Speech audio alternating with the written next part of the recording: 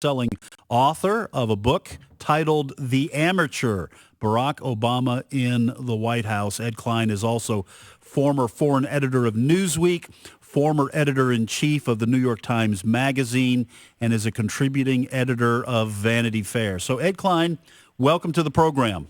Well, it's wonderful to be with you. Thank you. And so you have no problem talking about 2016, do you? Well, I share your feelings about it, which is give us a break.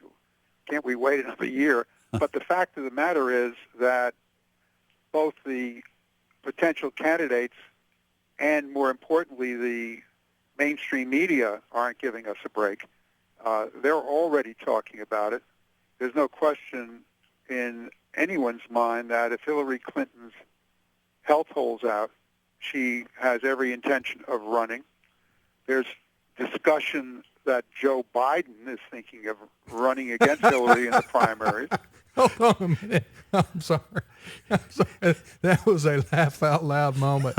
I'm sorry. Just hold on just a second here. Let me regroup here. That's all right. I think a lot of your listeners are probably laughing too. I would love for him to run because that would be so entertaining. Anyway, it would be. Well, he's one of those kinds of guys. I have to say, to be politically in the middle on this, George Bush also provided many a moment of misspeaking that I don't know if you've ever seen some of those compilations. Oh, yeah, but he can't compete with Gaffaday Joe Biden. But Joe Biden, he might raise the bar. Yeah, he can bring it. He can bring it. That's all right. Anyway, go ahead. Joe Biden and Hillary Clinton. That's fine. Okay. People who around Biden say that he's been running for president for the last, 25, 30 years, something like that. Yes. He's going to be a little long in the tooth. Well, I'll tell you, whoever his dentist is a great one. I'll give him that. He does have a great smile. And he advertises for him often, does Joe Biden, for his dentist. Oh, he does. Well, maybe the guy who did his hair plug should advertise as well. So Biden may run, but he doesn't stand a chance against Hillary Clinton.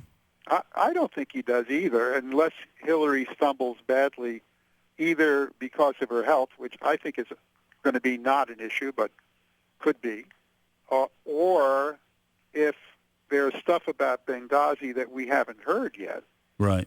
Because Benghazi somehow has disappeared, hasn't it, in the ether of the 24/7 news cycle. People don't even discuss it anymore. Now they're discussing Egypt, and gosh knows what they'll be discussing next week. But if our friends in the Senate, especially Lindsey Graham and Senator McCain and others, Kelly Ayotte, come up with more stuff on Benghazi, this could be embarrassing for Hillary. We have to wait and see. Your book is called The Amateur. It's available everywhere. It's a New York Times bestseller. Barack Obama in the White House is the subtitle. Edward Klein, Klein, is our guest. And did the book's popularity surprise you? I've written a lot of books, and none of my books have sold the way this book did. And I think the reason for it is that my thesis is that this president is something unique. Obama is unique in that he is really, truly unsuited for the job of chief executive and commander-in-chief. I mean, we've had presidents, not in our lifetime, who have come to office, in our lifetime, I should say, who have come to office unprepared, but in office have learned the job on the job. I mean, I think of John F. Kennedy, for instance, who was hardly, a seasoned executive when he became president, but during his 3 years before his assassination, really developed into a good executive. This has not been true of Barack Obama. In fact, as we see, during his now, almost 5 years in office, he doesn't seem to know what he doesn't know. He is truly the amateur, the person who is unsuited by temperament, background, vision, and every other way not for executive leadership. He doesn't seem to understand what it takes to get things done in Washington. And You could say that regardless of his political ideology. I do say it. Yeah. I mean, what makes it worse, however, is his political ideology, because not only is he an amateur, but he's an ideological amateur on top of which.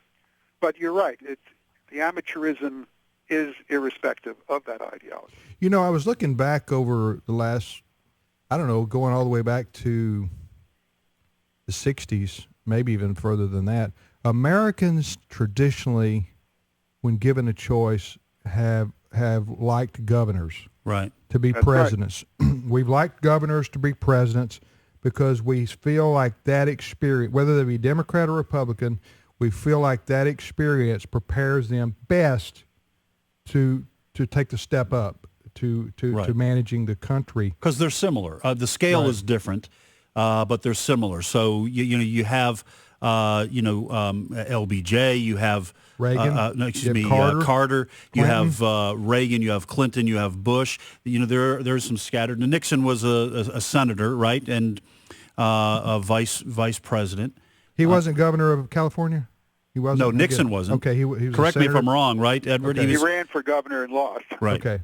But generally speaking, there Right. are some exceptions there. But even someone like Dwight Eisenhower, you go, well, you can run World War II, you can run the country. Right. So you got to have some sort of experience running something. And he had none. President Obama had none. And he had Had zero. He had 2 years as a United States senator. Right. But other than that, he had no background. No executive experience. Yeah, it's amazing that he was able. That he was able to be elected. Unfortunately, with our friend Barack Obama, experience doesn't seem to stick to his ribs. I mean, here he has been in office now for more than one term. He's in his second term. And I don't see any sign that he's any better at running the government than he was when he first took over. In fact, you would be closer. You're closer to the Washington community than people out like us in the heartland. But I mean, I read articles and read things written by people who seem to indicate. I want to get your take on this. That he doesn't even like the job. He doesn't even like the task of delegating authority and then checking back. That he doesn't like that kind of the part of the job, which would seem to be a pretty important job. That's why he's always accused of still being in campaign mode, because he likes giving speeches and promoting ideas, but he doesn't like parties at the White House. Having parties at the White House. He likes the celebrity of being president, and you can get on Air Force One and go to Africa and spend $100 million,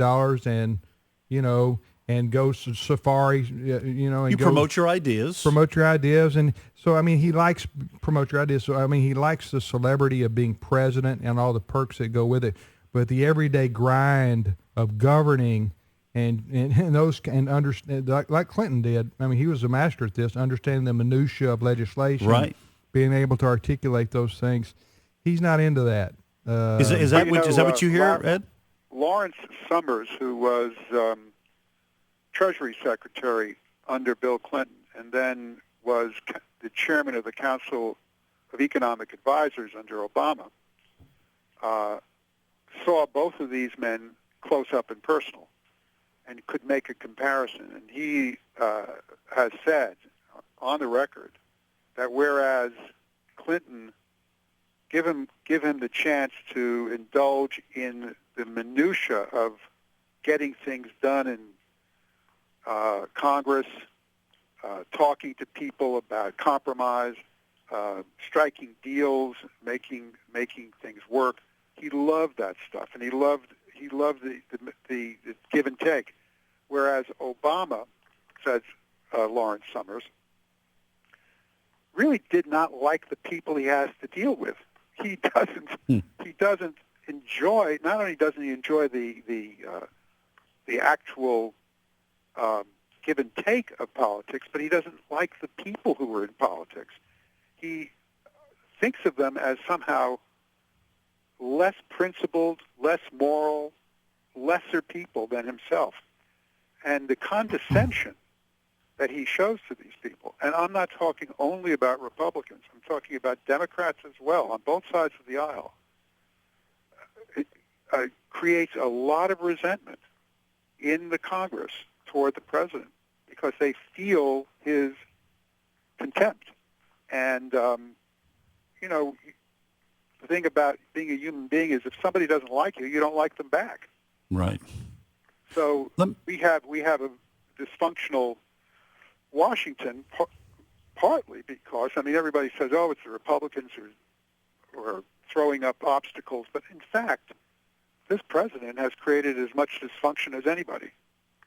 We're talking to Edward Klein, who is a best-selling author. He wrote the book, The Amateur, Barack Obama in the White House, 22 weeks on the New York Times bestseller list, 6 of those weeks at number 1. Let me ask you a question about the Clintons.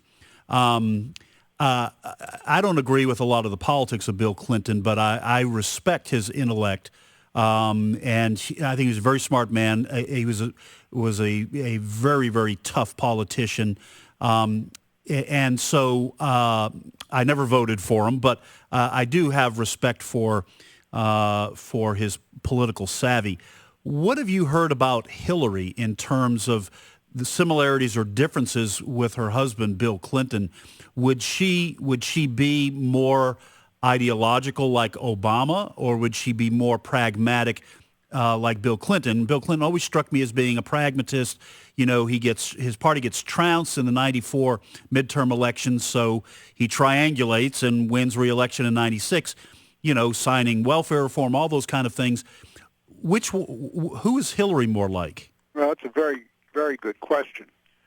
And I don't think many people are asking that question yet. I think they will, but not yet. And Hillary is not like either one of them. On the one hand, she's not as ideological as Obama. That's not to say she isn't ideological, but she's certainly not as far to the left as Obama is. She's more practical. On the other hand, Hillary does not have the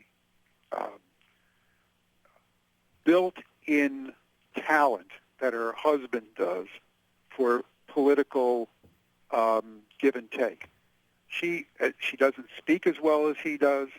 She is not as subtle in her thinking. She's not as bright as he is.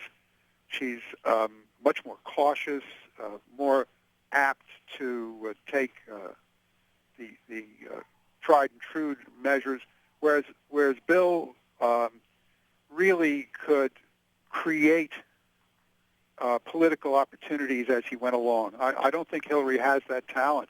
And in fact, as Secretary of State, which is where we can more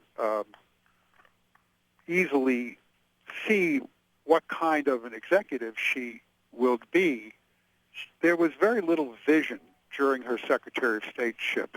It's very hard to point to any great achievement that she made during those 4 years. Despite what Obama says about how great she was, at best, a competent, well-prepared Secretary of State, but not certainly of the caliber of, say, a Henry Kissinger or other Secretaries of State that we've had. So I personally believe that if she becomes president, she's not going to be a very inspiring president and a very creative one. Yeah, I don't know. She's very popular within the Democratic Party. I don't know about her popularity in the general public. Maybe she can rebuild her. Some would say, "What do you mean rebuild? She's fine." I do think her image has been tarnished some by what happened with the Benghazi scandal. Yeah. Because she was Secretary of State when 4 of our people died, and if you look at any fair-minded look at the evidence in that whole situation, says that the State Department under her leadership failed those people, failed to protect them when they should have. And well, I agree that this could come back to bite her. It's yet to be seen whether all the information about Benghazi has come out. I don't think it has. Quite frankly, I think more is going to come out.